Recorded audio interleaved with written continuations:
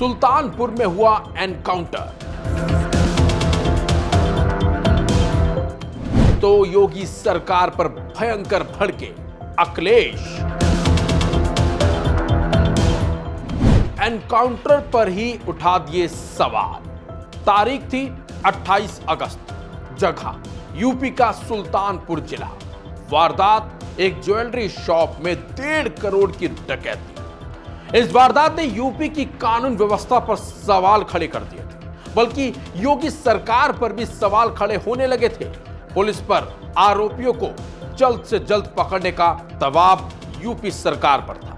हालांकि पुलिस ने 3 आरोपियों को तुरंत गिरफ्तार भी कर लिया, जबकि 1 लाख के आरोपी, जिसका नाम था मंगेश यादव, उसको गुरुवार को एनकाउंटर में मार गिराया। और जैसे ही मंगेश का एनकाउंटर हुआ, वैसे ही इस पर सियासत शुरू हो चली।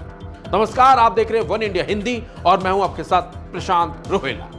मंगेश यादव नाम के आरोपी का एनकाउंटर होने के बाद अब अखिलेश यादव गुस्से में है। समाजवादी पार्टी के चीफ ने एनकाउंटर पर सवाल उठाने के साथ साथ इसे फेक तक बता दिया है। अखिलेश यादव का साफ साफ कहना है, क्योंकि डकैती में शामिल लोगों को सत्ता पक्ष से संबंध था, इसलिए उसका नकली एनकाउंटर हुआ और जात देखकर उसकी जान ले ली गई। और तो और सपा अध्यक्ष ने एक्स पर लिखा, सुल्तानपुर की डकैती में शामिल लोगों से सत्ता पक्ष का गहरा संपर्क था, इसलिए तो नकली एनकाउंटर से पहले मुख्य आरोपी से संपर्क साधकर सरेंडर कर दिया गया और अन्य सपक्षीय लोगों के पैरों पर सिर्फ दिखावटी गोली मार दी गई और जात देखकर जान ली गई। इसके साथ साथ अखिलेश यादव ने आगे लिखा, जब मुख्य आरोपी ने सरेंडर कर दिया है तो लूट का सारा माल भी पूरा वापस होना चाहिए और सरकार को मुआवजा अलग से देना चाहिए, क्योंकि ऐसी घटनाओं का जो मानसिक आघात होता है उससे उबरने में बहुत समय लगता है, जिससे व्यापार की हानि होती है, जिसकी क्षतिपूर्ति सरकार करे।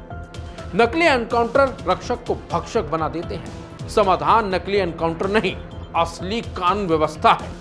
बीजेपी राज अपराधियों का अमृतकाल है। जब तक जनता का दबाव और आक्रोश चरम सीमा पर नहीं पहुंच जाता, तब तक लूट में हिस्सेदारी का काम चलता रहता है। और जब लगता है जनता घेर लेगी, तो नकली एनकाउंटर का ऊपरी मरहम लगाने का दिखावा होता है। जनता सब समझती है कि कैसे कुछ लोगों को बचाया जाता है और कैसे लोगों को फंसाया जाता है। बता दें आपको, सुल्तानपुर में 28 अगस्त को भारत ज्वेलर शोरूम में 1.5 करोड़ की डकैती हुई थी। इस मामले में पुलिस ने 3 आरोपियों को तो पहले ही गिरफ्तार कर लिया था, जबकि 1 लाख का फरार आरोपी मंगेश यादव गुरुवार सुबह पुलिस एनकाउंटर में मारा गया। यह एनकाउंटर कोतवाली देहात हनुमानगंज बाईपास पर हुआ। मंगेश भी इस लूट में शामिल था, लेकिन मंगेश का सरनेम यादव है, तो उस पर अखिलेश यादव ने सवाल उठाने शुरू कर दिया। लेकिन अब सवाल एक ये भी उठता है कि क्या किसी अपराधी का इस तरह से समर्थन करना सही है?